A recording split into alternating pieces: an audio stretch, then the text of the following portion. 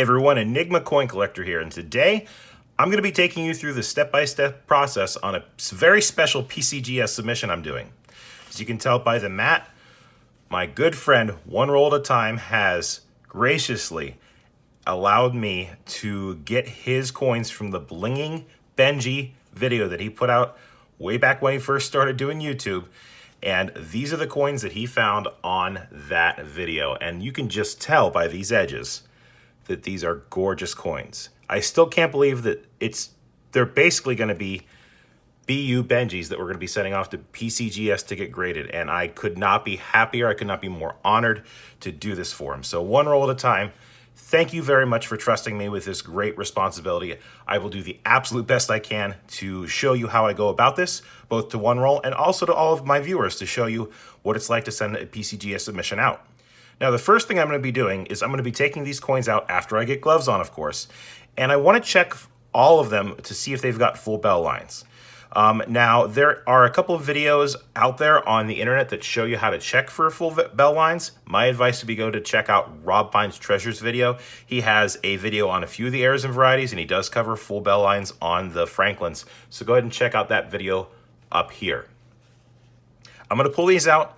I'm going to see if any of them qualify in my mind for full bell lines, and I'll bring you back after I get them all into flips. And if any of them do qualify, in my opinion, I will show them to you under the scope so that you get a sense as to what I'm seeing and why I think they would be good candidates for full bell lines. So let's get started getting these coins ready to send off to PCGS. The first thing I'm going to do is I'm going to put these into a 2.5 by 2.5 Mylar slip.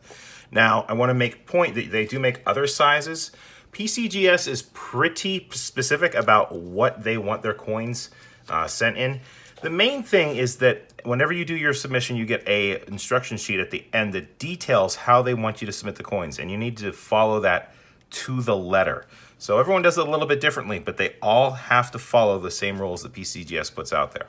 You can see I've got my gloves on here. I just pulled these out. What I did was I emptied this, pulled this up, and then I cut the stack in half so that the coins didn't move around at all or as little as possible. And man, these are just taking my breath away. I had to turn the camera back on to show you the quality of Benjis that One Roll has sent off to get graded. Wow. Oh my gosh. They are stunners for sure. Cool. So I'm going to go through. Each one of these is going to get their own sleeve. And that's how we're going to start this out. I want to get them in sleeves first because I don't want anything to happen to these coins. I'll look at them under the scope after I get them all into the sleeves, and I'll bring you back after that. All right, I've gone through all of them, and unfortunately, a lot of the examples have some damage on the bell lines. I will say that the only years we have are a 54D, and there are 11 of them. And it is also a 56 Philadelphia. Good, I got those right. And there are 22 of them if I can remember correctly. I went through all of the Philadelphia 56s, and none of them are really strong candidates. All of them sort of have a mark or a defect or a weak strike, and I just don't feel comfortable submitting them for full bell lines. Out of the 54 Denvers, there is one that I think we should go ahead and try to get full bell lines. There is some damage. Let me see if I can grab something to show you. There is what appears to be a coin strike where another coin hit that right there with the reeded edge right above and beside the bell lines, but the bell lines themselves look pretty good. So I think this is the best chance at getting full bell lines. So we're going to go ahead and try for it. All the rest have some pretty substantial damage, unfortunately. Looking at these coins, they are in great shape, but they did go through a coin wrapping machine, and this is the most egregious example. You can see the chatter and the jostling of the coin striking the clad, hitting it right there. This is in a flip. I don't have a screwdriver. I'm not marking this up. That coin got a direct hit on its bell lines. So unfortunately, that one is definitely not a candidate.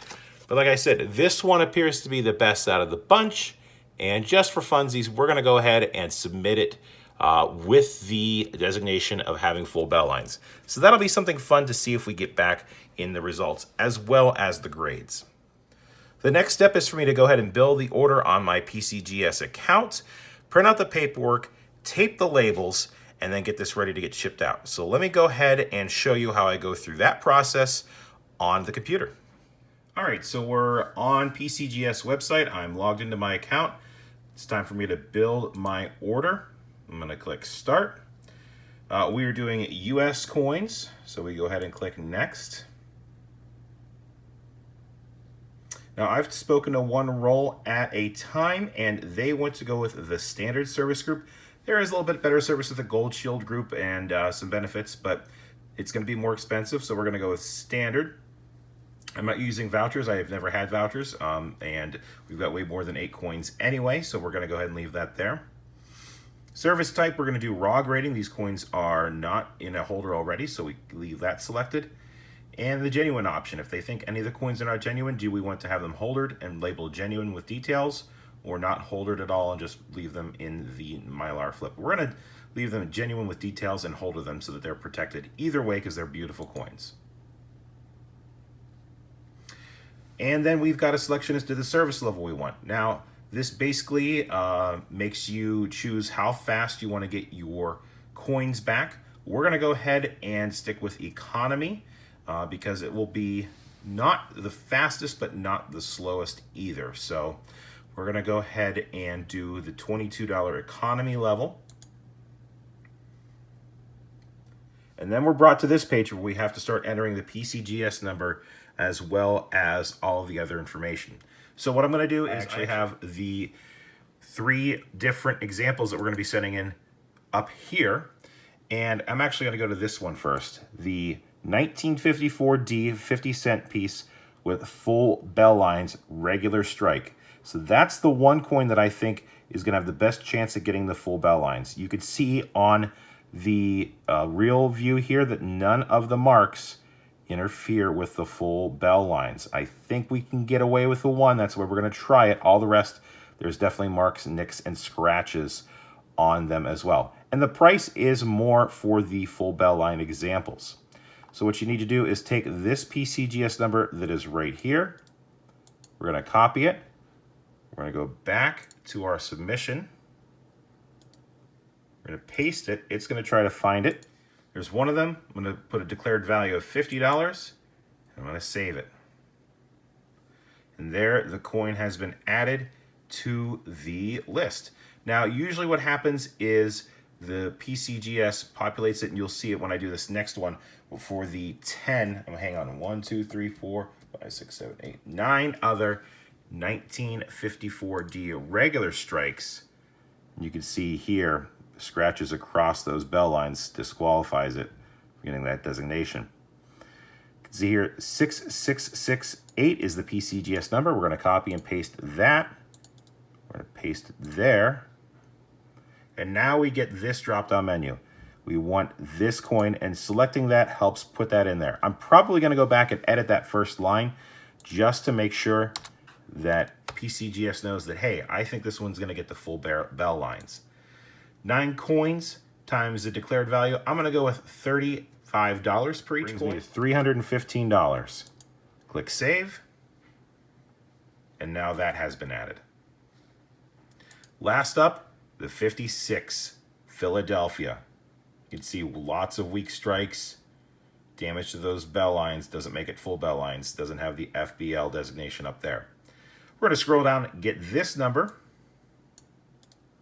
Copy it. Come back up here to our submission, paste it, and there is the 56 Philly. There are 22 of these examples, and I'm going to go with $770 declared value. And that should give us the 3 different coins. I'm going to go back and edit this to put some of the information here that PCGS didn't submit. Whenever I was filling this out, I'll be right back. And there we go. I've manually typed in the other information. I think this is a 1954 50-cent piece, full bell lines in mint state. That's what they all say. So as you can see, I've got my order, I've got all my items. This is going to be US coins, grading raw on economy, maximum of $300 per coin.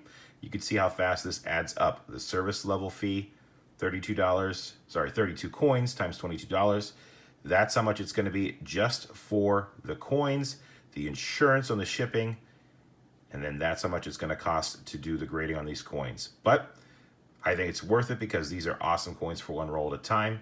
And go ahead and click next, and that takes us to this next place where it confirms your address, which I'm not going to show, and then how you're going to pay. And please note that PCGS doesn't charge you until your coins are sent back to you, so you do have some time before you go ahead and do that. Let me go ahead and fill this out, and I'll bring you back. Okay, my information has been entered. You can see that we are about to finalize the order, the charges, the estimated charges, because that can actually change if something happens. Where if they don't need to do something, they will not charge you what you initially put in. They will confirm that you are doing everything correctly. And if anything's wrong, they will adjust that value before they charge you. Total declared value, clicking that you understand, and you are good to go. And you can see this is the next screen, and I'm not going to scroll down because I don't want to give out the actual order number. But what you have to do now is to print the 4 submission sheets and to print the flip labels, which is what we're going to be doing next. And I'll show you how we're going to start packaging these coins, getting them ready to get sent off to PCGS. One thing that I do want to do before I start anything else is to just show you the Blinging Benjis.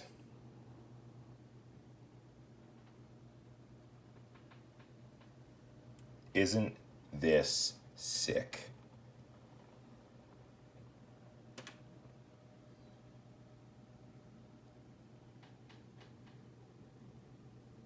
You can see that was probably an end coin at some point. Love the toning on that. And they just go on and on and on. All right, it's time to start getting the labels on these and start getting them ready for the mail. All right, all of the coins, all 32 of the coins have been put into the Mylar flips. They have the order number, the line number, and the quantity number on the label on the other side, which I'm not going to show. It has been taped so that it's all the way in the back. There's no getting these coins open. And now it's time to get them into the box. I did make the very last coin the toner, so hopefully it's going to be the first coin we open, just to kind of get that. And then the attempt at getting the FBL will be the last coin we open when we get these back from the submission. Let me show you how I go about packing these coins, and I'll be right back. All right, so today we're going to be sending these out in a penny box because it's the box that I have the most of and what I have spares of. You can see that I've taken one of my mailers that I send all of my coins out in and cut it so that I've got the mailer is in 3 different pieces, but it's exactly the same size as the box. The coins have all been put into this mailer. They have been put in and wrapped so that they don't move around, and that's what you want to prevent is coins moving around. I have taped it shut. I've also used the mailer's self-adhesive strip, and that's going to go in next. And then what I'm going to do is I have more pieces of the mailer that I'm going to fit in on top until it is all the way up to the top. At that point, I'm going to be taking the paperwork, signing it, putting it in the top of the box, and closing this up to send in the mail. I'll bring in when I'm finished with all of that. All right, so I have put the paperwork in there at the top. All the packaging is in there, and I'm really happy with the way these turned out because if I shake it, there is absolutely no sound of any moving in that package, and that is what you want. You don't want the coins to get damaged, loose, or moved around in transit. Now what I'm going to do is I'm going to write the address for the PCGS submission, P.O. box here, as well as my return address, and then I'm also going to tape this box. Now I'll talk a little bit about what the USPS expects in terms of sending things out registered mail, and if you don't know this already, PCGS mandates that you send it out via registered mail if you're using USPS. So they have a couple rules and regulations. I'll show you how I do it, but I am going to put the address on here. I'm going to tape this all 3 directions. That means I'm going to be taping it around this way, and then around this way. So there's tape in all 3 directions so that this absolutely will not come undone in packaging, regardless of how the United States Postal Service handles it. So let me go ahead and take care of that, and then I'll mention a few more things, and we'll finish the video. All right, the package has been wrapped in clear packing tape, all 3 directions. There is nothing moving in this box. I'm very happy with it, and we're gonna head to the post office here shortly and get it in the mail for 1 roll at a time. Now, I do want to point out a couple of things. First of all, whenever you do a submission via PCGS, they give you a very specific set of guidelines to follow. You can see it here, how they want you to package the coins, the addresses, and the shipping options as well. So anytime you do a submission, you do get very detailed directions from PCGS on how they want them shipped. In addition, because I'm sending this via registered mail, the United States Postal Service actually won't ship it like this, how I've done it. They want brown paper or brown tape on the outside, and I actually don't have any at the house, and it's been a while since I've been able to get some. So the way I do this is I put the address on here so that even if something happens and this gets taken out of the envelope that I'm gonna put it in, people still know where it's supposed to go and where it's from. When I go to the post office today, what I'll do is I will put this in a big brown bubble wrap envelope that they have there, and then they will tape it up. They will put the address on that envelope as well. They'll stamp it. They'll do all the things that it needs to do to get registered. And then I will get the tracking information, send it off to 1 roll at a time. And I've done this twice now this way, and both packages have gotten to PCGS 100% fine, and I have full confidence that this one will as well. You want to make sure that you put insurance on any packages you send out, just in case USPS does lose the packages. You at least get the value back from the coins that you're sending so that you could go out and get new ones. Although I really hope that doesn't happen, this will still get the insurance so that if something happens, we can recoup our losses. And that should just about cover it. I want to thank 1 roll at a time one more time for letting me have the honor of submitting these coins for you. I hope I did you justice. I hope I made this enjoyable for you and everyone else watching as well. When we get the coins back, I'm going to be looking at them. We'll do an unboxing video from PCGS, seeing what grades we got, see if we got those full bell lines. And then after we do that video, I'll be sending them all out to 1 roll at a time so that he can add them to his collection. And they will finally be preserved as they should be. Right now, economy estimated time of completion from PCGS is 45 business days. And if you add the week it's going to take to get out there, the week it's going to take for them to get back after they're done, we're looking at potentially 9 to 10 weeks here total. That is if everything holds. So it's going to be till 2022 till we get these coins back, but it should be well worth the wait. That's going to do it for this video. I hope you remember to tune back in a couple months to see what kind of grades we got. In the meantime, if you've got something to say about this video, leave it in the comments below.